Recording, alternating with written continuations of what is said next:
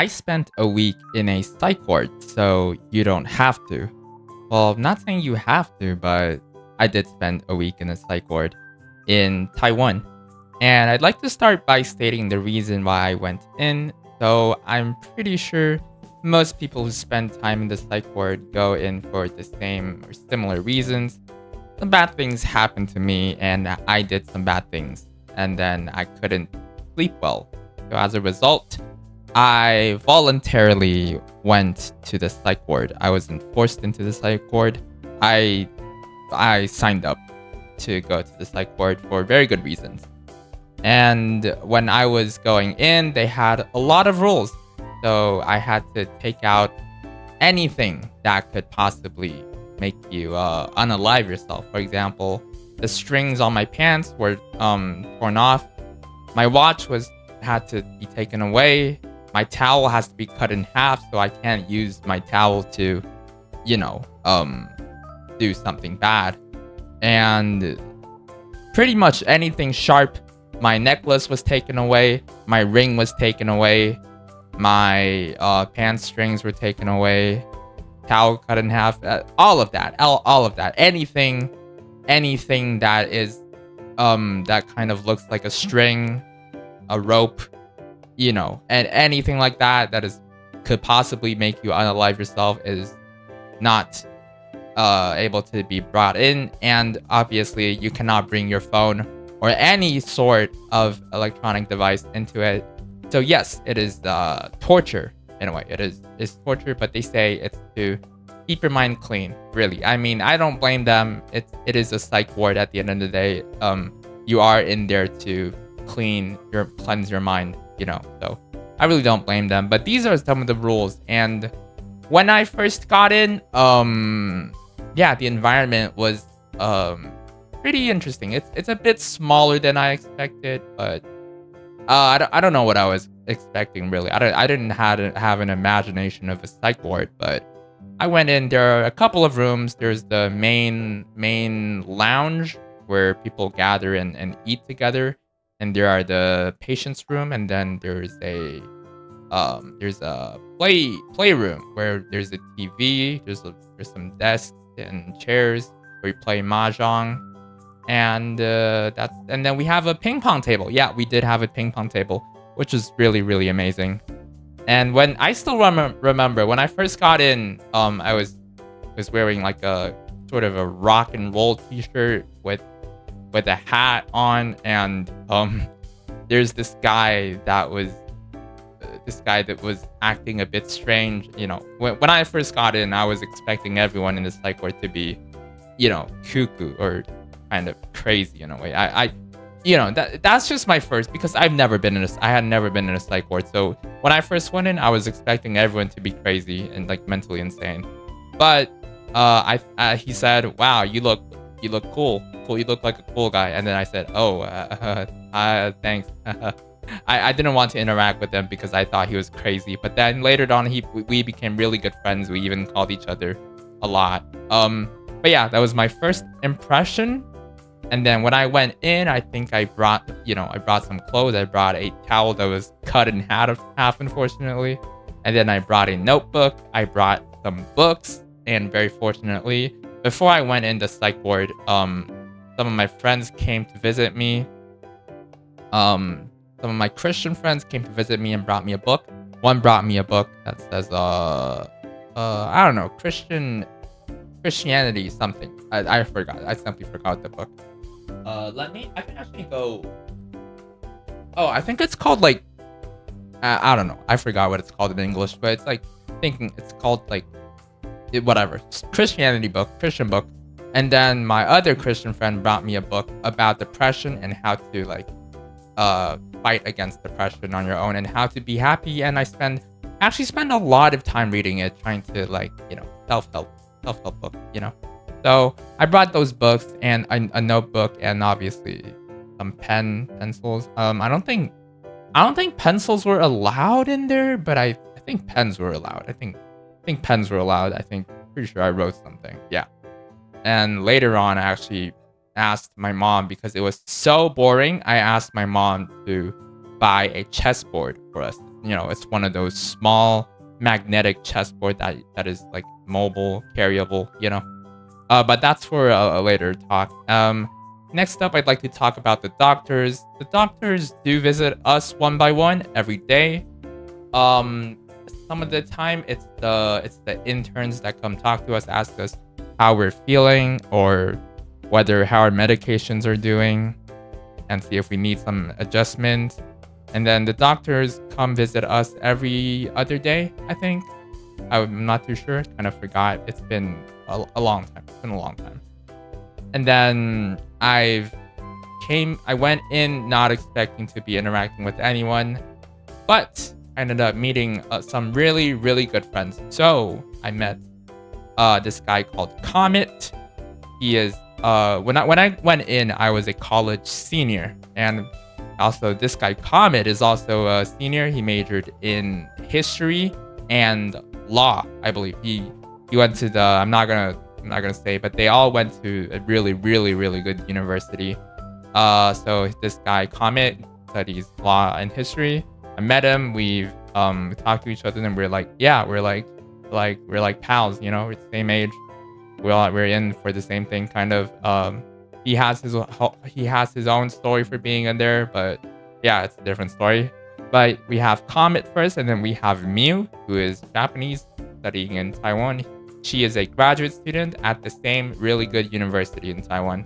And then next up, we have Kristen, who is also from the best university. Oh, I just said it. Well, yeah, she's also from the best university in Taiwan. I believe she studies. I forgot. Kind of forgot. Well, either I can't word it or I don't want to say it. But yeah. And then there's Kristen, and then there's this other girl called. I kind of forgot her name, but we played ping pong a lot. So all of us, we hang out a lot. We hang out every single day, literally every single day. We would draw together, we would write together, we would read together, we would play mahjong together. That was, believe it or not, that was the first time ever that I learned how to play mahjong, and now it's been a while and I already forgot how to play mahjong. So thanks to them, I learned mahjong for the first time in forever.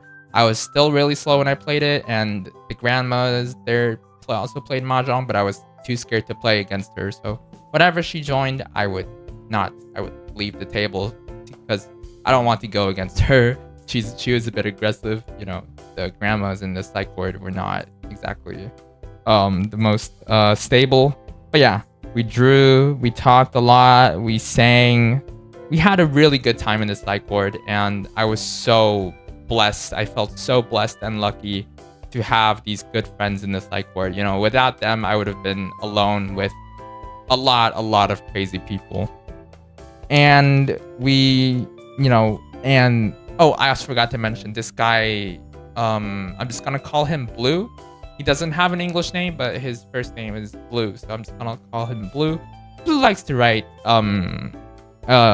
Chinese poems, and he wrote 2 for me, and I'm very, very happy about it. So Blue was actually the guy that was kind of looking at me weird when I first went into hospital, who called me a cool guy, a rock and roll cool guy. And I thought he was a weirdo, but then I got to know him, and it was like, yeah, you're chill, we're chill. But yeah, so we have Comet and Blue, and then Kristen, and then Miu, and then another girl that played ping pong girl. Let's call her ping pong girl. So most of my days were spent with these friends. We would gather up for lunch, gather up for dinner. We would play mahjong. I would spend a lot of time playing ping pong with ping pong girl. We also left a lot of souvenir for each other. We drew Pokemon cards of all the patients in the psych ward. I could show the pictures, but I think I'm not sure if I would show it because it's actually kind of private. But I probably won't show it. But basically, we drew Pokemon cards of all the patients that we find funny in the psych ward, and we printed out for each other, and we said to each other that if we meet another day, we will bring our own Pokemon cards to the meeting. And we still are in contact with each other, but we just don't talk as often.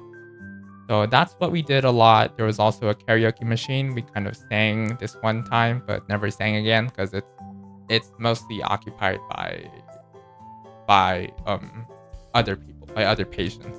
There were a lot of patients in there. There were some pretty interesting characters in the psych ward, I'm not gonna lie. But yeah, that's pretty much it about the psych ward. It was really really hard. The reason why I only stayed for a week was because I was simply sick and tired of being in it. The bed was uncomfortable. I couldn't sleep well. The main reason why I was in there was because I couldn't sleep well. I was trying to adjust my sleep medication, and even staying there for a week, they still couldn't figure out a good way to fix my sleep, and it was torture for not having any electronic device when most of my life I have been glued to the screen. I have been an online kid for my whole life, and it was truly torture for not being allowed to use any sort of device, and it sucks. It really does suck. I can't call anybody. I can only see my parents. It's, when you go into the psych ward, that's when I miss my mom the most, and yeah, it kind of sucks waking up to um nobody. It kind of sucks. It's like when nowadays I don't really miss my parents when I'm at home. I don't really. I'd rather not see them. But when you're in a psych ward, when I was in the psych ward, and when I woke up not seeing my mom by my side, it really hurts. It really does hurt. And yeah, I almost cried, and I told my mom, like, I felt really really sad. Like, imagine waking up and then not having your mom by your side. It just sucks. And my mom would bring like kind of like breakfast and dinner and lunch. I'm not sure. I kind of forgot, but I think my mom would bring me meals to me, because the meals here are actually meal. I mean, what do I mean here? The meals there were pretty bad, I would say. I didn't like it, and some other parents would also bring my other friends meals, and we all have a pretty good time. And because I couldn't sleep well, I asked my doctor if I could leave early. Another big reason that I wanted to leave early was because I couldn't stand being in the psych ward alone without my friends.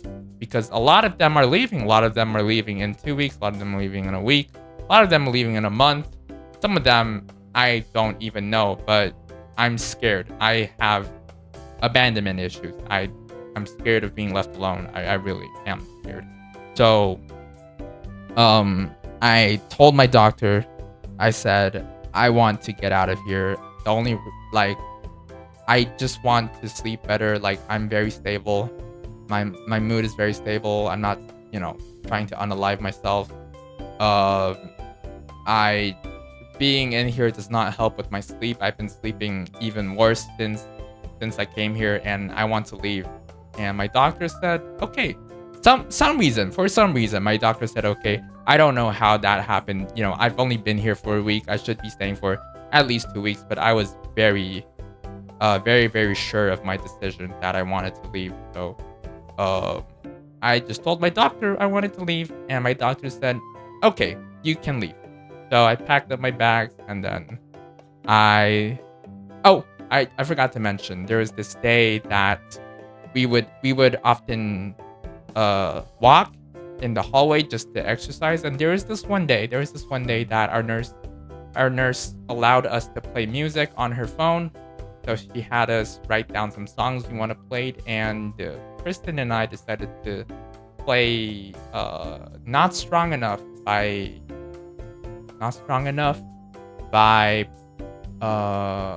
Boy Genius, and I decided to play Juno by Claro, because I like Claro and I like Boy Genius. Thanks to my cousin. He is a big influence on me. I don't know if she spent time in the psych ward, but we're kind of both. It's a whole nother story, but yeah. We played these songs, and it really is such a luxury. It's such a luxury to be able to listen to music in a psych ward, because in a psych ward, you literally have nothing. You have nothing but a TV. You have nothing but a TV and in a ping pong table and a mahjong table and your bed and some other tables and the karaoke machine. You have nothing. You practically have nothing.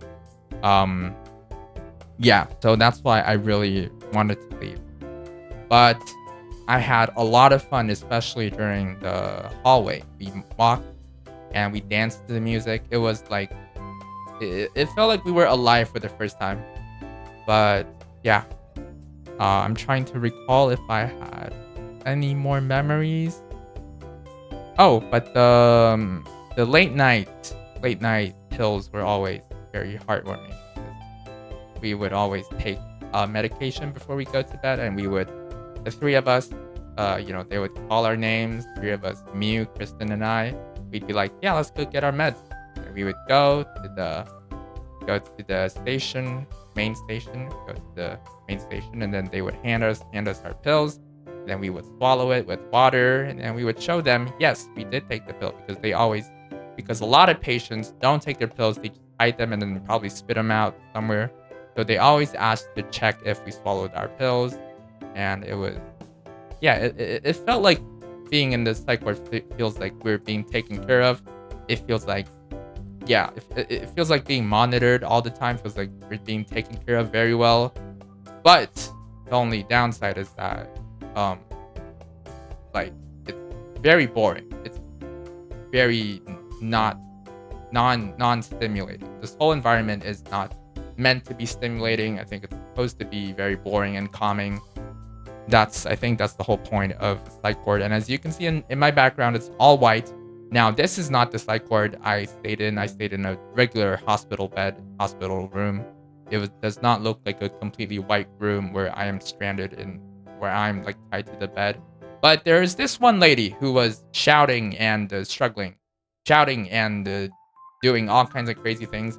And the nurses actually had to tie her to the bed and send her into the quiet room. We have this quiet room where any patient that went crazy uh went into that room or gets sent into that room. And yeah, I think my friend Kristen was not feeling it one day, so she actually volunteered to stay in the quiet room one day.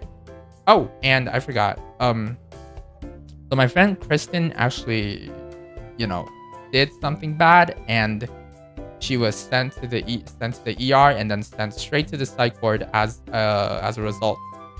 And I showed her a meme. Well, I didn't show her the meme, but you know the meme where these two guys are on a bus or a train, and this guy's looking at the view, and that guy is looking at the wall, and one is having a good time, one is having a bad time. I told her that analogy, and she suddenly had a eureka moment, and she started writing and writing. She wrote a whole paragraph, and then, I believe it was something about